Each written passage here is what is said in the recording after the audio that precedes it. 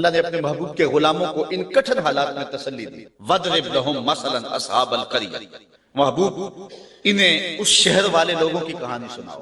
یہ محبوب کے قلب کو اور حضور کے غلاموں کے دل کی تسکین کے لیے اللہ نے کہا. چونکہ کہانیوں کے ساتھ ویسے بھی انسان کا جو رجحان ہے وہ طبعی ہوتا ہے، فطری ہوتا ہے. کہانی کی طرف میلان ایک فطری ہے، انسان کی طبع میں رکھا گیا، شوق سے سنتا ہے.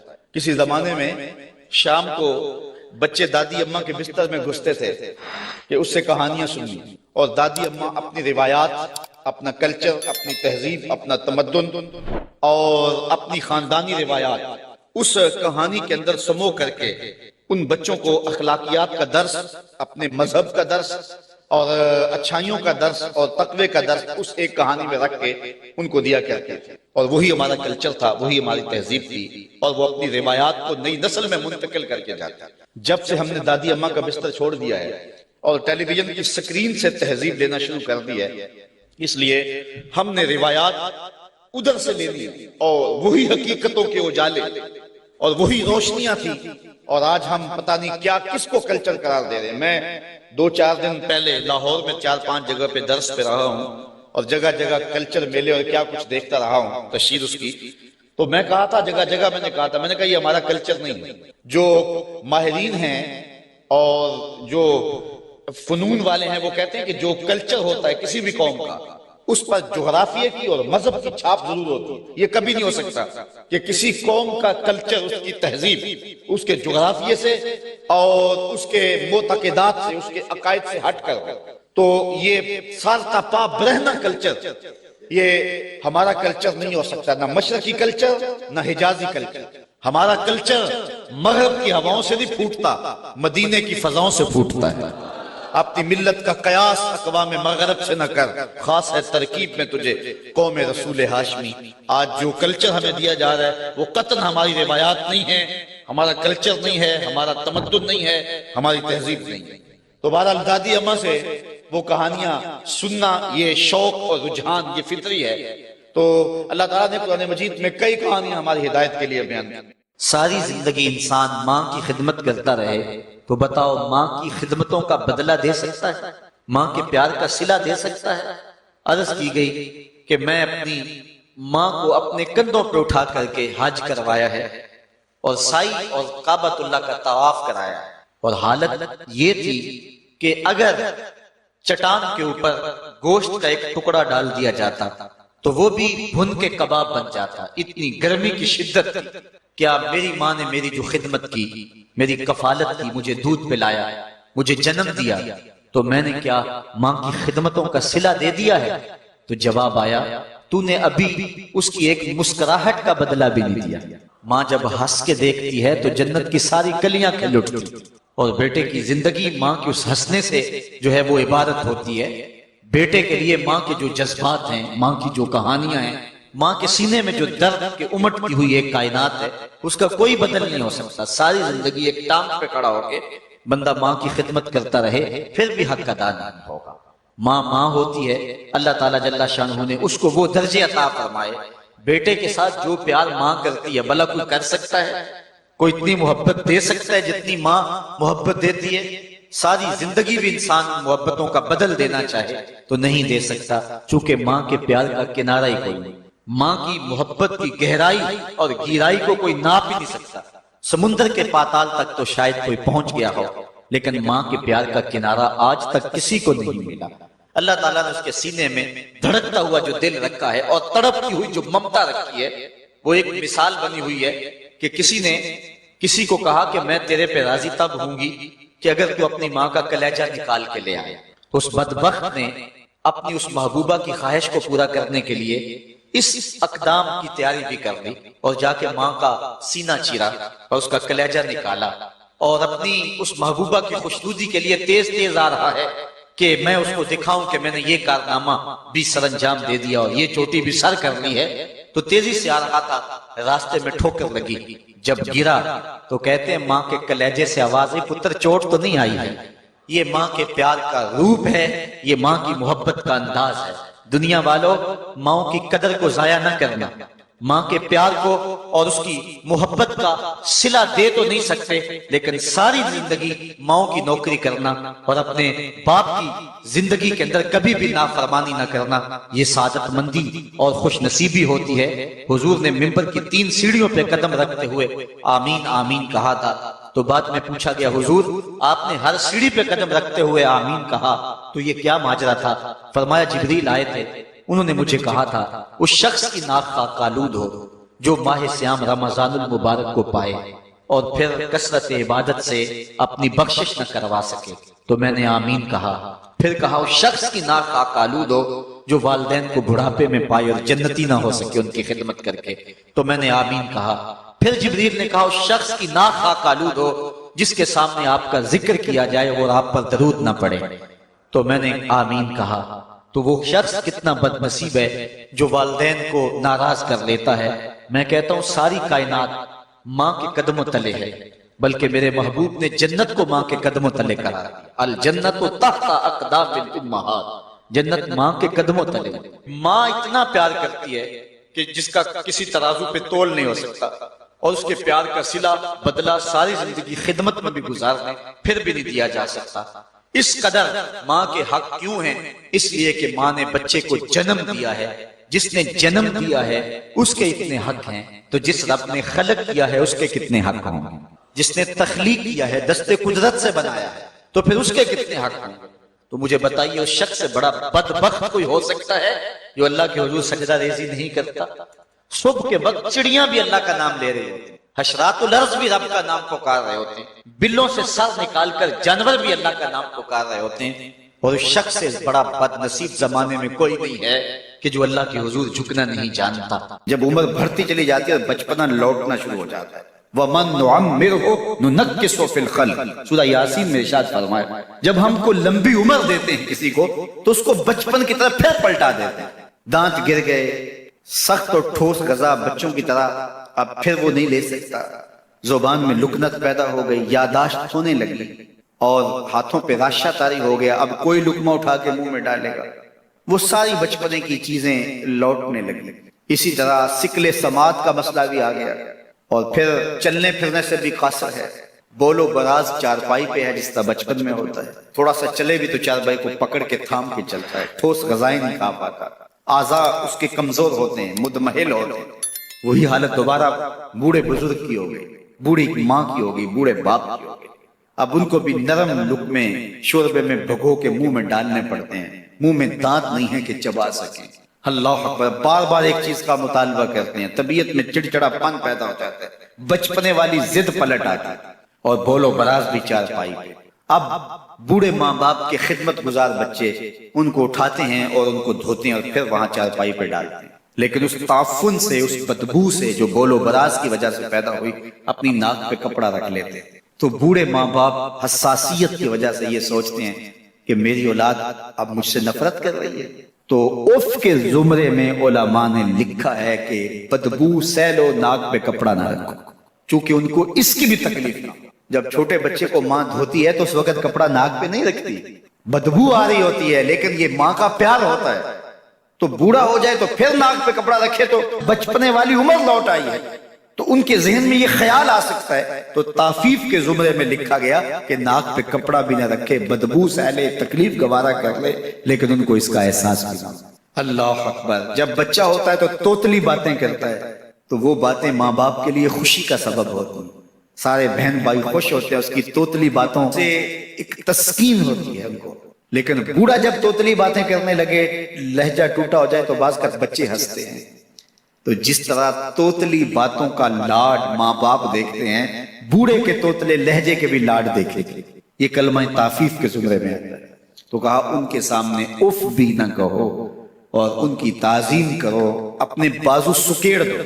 جو کہا گیا نا کہ اپنے بازو کے سامنے سکیڑ دو، یہ پرندہ جب اڑتا ہے فضا میں اڑان بھرتا ہے تو وہ بازو پھیلاتا ہے اور پھر ان کو جنبش کر کے آگے بڑھتا ہے، لیکن جب اس نے دوبارہ زمین پہ آنا ہے تو بازوؤں کو سکیڑنا شروع کر دیتا ہے۔ جب بازو سکیڑتا ہے تو وہ زمین پہ آ جاتا ہے۔ تو کہا والدین کے پاس جب آؤ تو بازو سکیڑ لو، مطلب کیا؟ تم مفتی شہر ہو، تم علامت الدہر ہو، تم ڈی سی ہو، تم ایس ایس پی ہو، تم منسٹر ہو، تم بہت کامیاب بڑے بزنس مین ہو، تم ڈاکٹر ہو، تم انجینئر ہو، زمانہ تمہاری باتیں سننے کے لیے ترستا ہے۔ دنیا کی دانشگاہوں میں تمہاری گفتگو موتیوں کی طرح لوگ جھولیوں میں ڈالتے ہیں، تمہیں پروٹوکول دیا جاتا ہے، عزت ہوتی ہے، تکریم ہوتی ہے، تمہارے نام کے نعرے لگتے ہیں، پھول پھینکے جاتے ہیں، تمہارے لیے ریڈ قالین بچھائے جاتے ہیں، دنیا تمہیں تکریم دیتی ہے، لیکن اڑو، عزت پاؤ، لیکن جب ماں کی گود میں آؤ پھر پرس بیٹھ لو۔ اب ڈاکٹر بن کے نہ آنا، اب بزنس مین بن کے نہ آنا، اب مفتی شہر بن کے نہ آنا، اب علامت الدہر اور فہامت الزماں بن کے نہ آنا، اب بیٹا بن کے ماں کے قدموں میں آگے بیٹھ۔ تو یہاں آؤ تو بازو سکیڑ کے آؤ، اور باہر جاؤ تو بازو پھیلا لو۔ تو کہا ان کے سامنے اپنی بڑائی ظاہر نہ کرنا، بلکہ ان کے سامنے طفل مکتب بن جانا، طفل شیرخوار بن جانا، چھوٹے سے بچے بن جانا، ان کے لاڈ دیکھنا، ان کی چھوٹی چھوٹی باتوں پر جو ہے وہ باتیں کرنا۔ اللہ اکبر، یہ نہ سوچنا میں اتنا بڑا ڈاکٹر ہوں اور میں اس عنوان سے کتنے بڑے جو ہے وہ ضخیم اور علمی اور نکتہ رس دروس دیتا ہوں، اور ان کے ٹوٹے ٹوٹے لہجوں پہ بات کرتا ہوں۔ یہی تو حسن ہے، یہی تو تمہارا جمال ہے، اس سے تمہارے والدین کو خوشی ہوتی ہے۔ ان کی عزت کرو، ان کی تکریم بجا لاؤ، اور ان کی ضروریات کا خیال رکھو۔ حضور فرماتے ہیں فرشتے کسی امر میں بحث کر رہے ہیں، تو اللہ تعالیٰ نے فرمایا کہ محبوب یہ فرشتے کس معاملے میں بحث کر رہے ہیں؟ تو میں نے کہا لا ادری، مجھے اس کا ادراک نہیں کہ وہ کیا کہہ رہے ہیں۔ تو پھر اللہ نے اپنا دست قدرت میرے دو کندھوں کے درمیان میں، پھر کیا ہوا اس سے؟ اللہ کا دست قدرت کہہ رہے ہیں، باقی کوئی لفظ ہی نہیں ہمارے پاس۔ اس نے دست قدرت والا ہاتھ میرے دو کندھوں کے درمیان رکھا۔ یہ کون کہہ رہے ہیں؟ میرے حضور کہہ رہے ہیں۔ میرے رب نے دست قدرت میرے دو کندھوں کے درمیان رکھا۔ پھر ہوا کیا؟ سن لو اگلے لفظ۔ دست قدرت یہاں آیا، ٹھنڈ سینے میں پڑ گئی۔ فَعَلِمْتُ مَا فِي السَّمَاوَاتِ وَالْأَرْضِ، زمین اور آسمان میں جو کچھ تھا اللہ نے سب کا علم مجھے عطا کیا۔ سینے میں نور آ گیا، سینے میں علم آ گیا۔ کائنات کی کوئی شے ایسی نہیں ہے جو حضور علیہ السلام نہ جانتے۔ اور پھر کہاں تک علم آیا یہ حضور سے پوچھئے۔ فرمایا قرب قیامت میں جب دجال آئے گا تو میرے غلام اس کے مقابلے کے لیے نکلیں گے۔ دجال کب آئے گا اللہ جانتا ہے۔ 1400 سال اس بات کو بتائے ہوئے ہو۔ کہا قرب قیامت میں دجال آئے گا، میرے غلام اس کے مقابلے میں نکلیں گے۔ انی لعارف اسماءہم، میں اپنے ان غلاموں کے ناموں کو جانتا ہوں۔ کب؟ جو قرب قیامت میں آئیں گے۔ میں آپ کے ناموں کو نہیں جانتا۔ آپ 2 سال، 4 سال، 5 سال سے میرے پیچھے جمعۃ المبارک پڑھ رہے ہیں، شکلوں کو پہچانتا ہوں، ناموں کو نہیں جانتا۔ کئی لوگ بڑے شوق سے کہتے ہیں جناب وہ نذیر صاحب، ندیم صاحب، فلاں صاحب، وہ آپ کے، میں کہتا ہوں تصویر دکھاؤ گے تو میں پہچانوں گا۔ تو اتنے لوگوں کے نام میں یاد نہیں رکھتا۔ تو جب میں آپ کے نام نہیں جانتا جو ہر جمعۃ المبارک کو یہاں آتے ہیں، تو جہاں 2 مہینے کے بعد درس قرآن دینے جاتا ہوں تو وہاں کے لوگوں کے نام کیسے جانوں گا؟ اور پھر جو سوشل میڈیا پہ سنتے ہیں اور میں ان کو دیکھا بھی نہیں، ان کے نام کیسے جانوں گا؟ اور میرے حضور کیا کہہ رہے ہیں کہ قرب قیامت میں جو دجال آنے والا ہے اور میرے غلام جو اس کے مقابلے میں نکلیں گے، میں ان غلاموں کے ناموں کو جانتا ہوں۔ بات ختم یہاں نہیں ہوئی، یہاں ختم ہو جاتی پھر بھی کافی تھا، لیکن میرے حضور نے آگے بھی بات فرمائی۔ وَأَسْمَاءَ آبَائِهِمْ، ان کے باپوں کے ناموں کو بھی جانتا ہوں، ان کے باپوں کے ناموں کو بھی۔ کہانی ختم نہیں ہوئی، بات آگے فرمائی۔ وَأَلْوَانَ خُيُولِهِمْ، جن گھوڑوں پہ چڑھ کے جہاد کریں گے میں محمد ان گھوڑوں کے رنگوں کو بھی جانتا ہوں۔ کون سا غلام، کس کا بیٹا، کس قبیلے کا فرد کس رنگ کے گھوڑے پہ بیٹھ کے جہاد کرے گا؟ کہا میں سب جانتا ہوں۔ یہ کیوں جانتے ہیں؟ دست قدرت حضور کے کندھوں پہ آیا۔ وہ کہتا ہے الرحمن علم القرآن، یہ تلمیذ رحمان ہے، میں نے پڑھایا ہے۔ تو جب اس نے پڑھایا ہے تو پھر کوئی شے مخفی، محبوب سے کوئی شے پوشیدہ نہیں رکھی۔ اور اعلیٰ حضرت فرماتے ہیں کوئی نشانی باقی رہ گئی جب رخ سے نقاب بھی الٹ دیا، جب رب نے اپنا آپ بھی نہیں چھپایا تو پھر کوئی شے باقی پیچھے رہ گئی۔ لِنُرِيَهُ مِنْ آیَاتِنَا، اس نے اپنی قدرت کی نشانی دوسرا معنی مفسرین نے یہ کیا ہے کہ ذکر سے مراد تلاوت کلام مجید ہے۔ جس نے قرآن کو کھول کر نہیں دیکھا، راتوں کی تنہائیوں میں اس کی تلاوت نہیں کی، اس کے پیغام کو نہیں سمجھا، تو یہ آنکھیں اس لیے رب نے دی تھیں کہ اس سے میرا قرآن پڑھو، تو قیامت کے دن وہ شخص نابینا اٹھایا جائے گا۔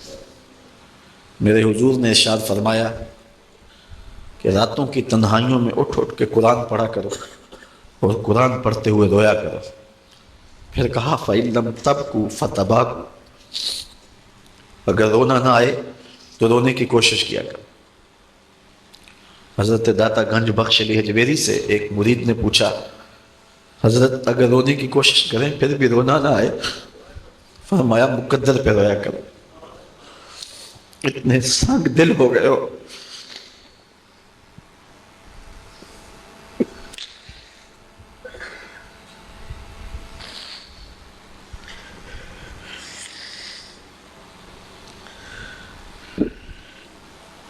امام ابو نعیم نے حلیہ میں لکھا، لا خیر فی عین لا تبکی من خشیت اللہ، اس آنکھ میں کوئی بھلائی نہیں ہے جو رب کے خوف میں روتی نہیں ہے۔ رومی کہتے ہیں جہاں پانی چلتا ہے وہاں سبزہ اگتا ہے، اور جہاں آنسو چلتے ہیں وہاں رب کی رحمت اترتی ہے۔ جن لوگوں نے مغرب کا سفر کیا ہے، وہاں جہاز میں 12 کے بعد 14 نمبر سیٹ آ جاتی ہے، 13 نمبر سیٹ ہی نہیں ہوتی۔